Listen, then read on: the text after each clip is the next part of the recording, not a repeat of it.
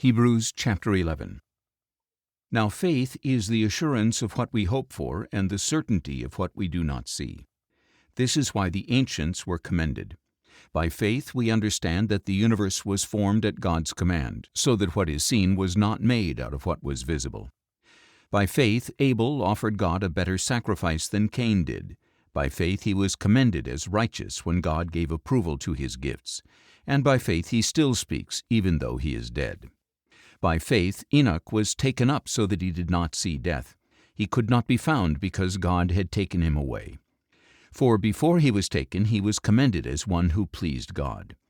And without faith it is impossible to please God, because anyone who approaches him must believe that he exists and that he rewards those who earnestly seek him. By faith Noah, when warned about things not yet seen, in godly fear built an ark to save his family. By faith he condemned the world and became heir of the righteousness that comes by faith.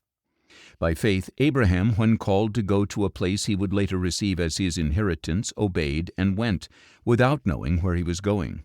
By faith he dwelt in the promised land as a stranger in a foreign country. He lived in tents, as did Isaac and Jacob, who were heirs with him of the same promise. For he was looking forward to the city with foundations, whose architect and builder is God.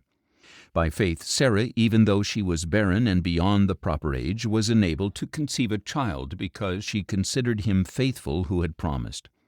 And so from one man, and he as good as dead, came descendants as numerous as the stars in the sky and as countless as the sand on the seashore. All these people died in faith without having received the things they were promised. However, they saw them and welcomed them from afar, and they acknowledged that they were strangers and exiles on the earth. Now those who say such things show that they are seeking a country of their own. If they had been thinking of the country they had left, they would have had opportunity to return. Instead, they were longing for a better country, a heavenly one. Therefore God is not ashamed to be called their God, for he has prepared a city for them.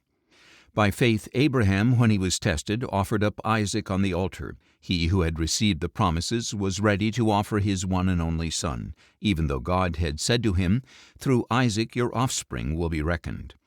Abraham reasoned that God could raise the dead, and in a sense he did receive Isaac back from death. By faith Isaac blessed Jacob and Esau concerning the future. By faith Jacob, when he was dying, blessed each of Joseph's sons and worshipped as he leaned on the top of his staff. By faith Joseph, when his end was near, spoke about the exodus of the Israelites and gave instructions about his bones. By faith Moses' parents hid him for 3 months after his birth, because they saw that he was a beautiful child and they were unafraid of the king's edict. By faith Moses, when he was grown, refused to be called the son of Pharaoh's daughter. He chose to suffer oppression with God's people rather than to experience the fleeting enjoyment of sin. He valued disgrace for Christ above the treasures of Egypt, for he was looking ahead to his reward.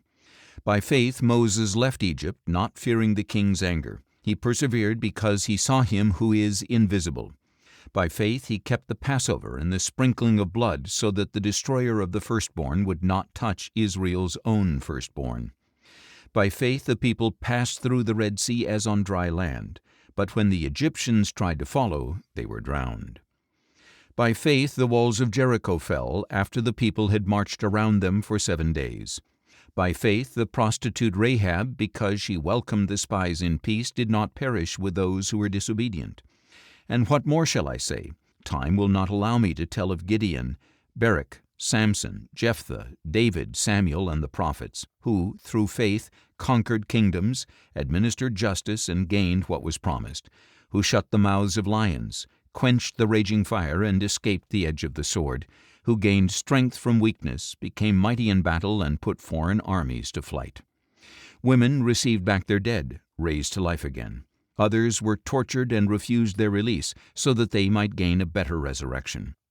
Still others endured mocking and flogging, and even chains and imprisonment. They were stoned, they were sawed in two, they were put to death by the sword. They went around in sheepskins and goatskins, destitute, oppressed, and mistreated. The world was not worthy of them. They wandered in deserts and mountains, and hid in caves and holes in the ground. These were all commended for their faith, yet they did not receive what was promised. God had planned something better for us, so that together with us they would be made perfect.